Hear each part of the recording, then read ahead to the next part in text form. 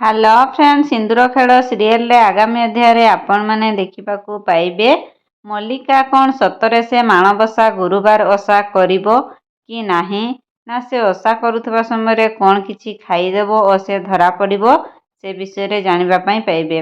ଜାଣିବା ପାଇଁ ଭିଡ଼ିଓଟିକୁ ଶେଷ ପର୍ଯ୍ୟନ୍ତ ଦେଖନ୍ତୁ। ଯଦି ଚ୍ୟାନେଲରେ ନୂଆ କରି ଆସିଛନ୍ତି ଚ୍ୟାନେଲକୁ ସବସ୍କ୍ରାଇବ୍ କରିଦିଅନ୍ତୁ ଓ ପାଖରେ ଥିବା ନୋଟିଫିକେସନ୍ ବେଲକୁ କ୍ଲିକ୍ କରିଦିଅନ୍ତୁ, ଯାହାଫଳରେ ଆପଣମାନେ ସିନ୍ଦୁର ଖେଳ ସିରିଏଲରେ ଆଗାମୀ ଅଧ୍ୟାୟରେ କ'ଣ ହେବ ଅପ୍ ଟୁ ଡେଟ୍ ଜାଣିପାରିବେ।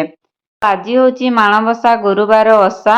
ତ ମଲ୍ଲିକା ସେ ଓଷା କରିବା ପାଇଁ ବାହାରିଛି। ମଲ୍ଲିକାର ଶାଶୁ ସେ ରାତିରେ ଯାଇକି ମଲ୍ଲିକାକୁ କହିଦେଇଛି ଯେ ଆସନ୍ତା କାଲି ତୁ ଭୋରରେ ଉଠି ଓଷା କରିବୁ।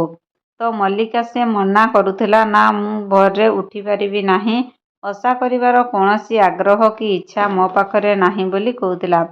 କିନ୍ତୁ ତା ଶାଶୁ ଯେତେବେଳେ ତାକୁ ଜୋର କରି କହିଲେ ହଁ, ସେ ସେତେବେଳେ କହିଲା ହଁ ମୁଁ ନିଶ୍ଚୟ ଓଷା କରିବି ବୋଲି। ଭୋର ସକାଳୁ ଝିଲମିଲ, ସୋନାଲି ଓ ମଲ୍ଲିକାର ଶାଶୁ ଡାଇନିଂ ହଲରେ ବସିଛନ୍ତି। ବସିକି ମଲ୍ଲିକାକୁ ଅପେକ୍ଷା କରିଛନ୍ତି।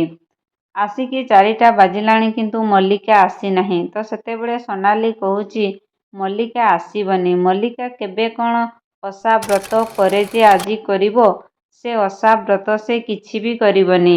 ଯଦି ମଲ୍ଲିକାକୁ କହିବା ଯାହା, ଉଷୁନା ଚାଉଳକୁ ଗଜା କରିବା ତାହା। କିନ୍ତୁ ମଲ୍ଲିକାର ଶାଶୁ କହୁଛି ମୁଁ ତ କହିଦେଇଥିଲି ମଲ୍ଲିକାକୁ ଆସିବା ପାଇଁ, ସେ ତ ହଁ ବୋଲି କହିଥିଲା, କିନ୍ତୁ ଆସିଲାନି କ'ଣ ପାଇଁ? ତ ଏତିକି ସମୟରେ ମଲ୍ଲିକା ଆସି ପହଞ୍ଚିଛି ଓ କହିଛି ମୁଁ ଆସିଗଲି ମା ବୋଲି। ସେ ଆସିଲା, ଆସିକି ସେ ଡାଇନିଂ ହଲରେ ସେ ବି ପହଞ୍ଚିଲା। ସେତିକି ବେଳେ ମଲ୍ଲିକାର ଶାଶୁ ସେ ସବୁ ପୂଜାବିଧି ବିଷୟରେ କହିଦେଲା।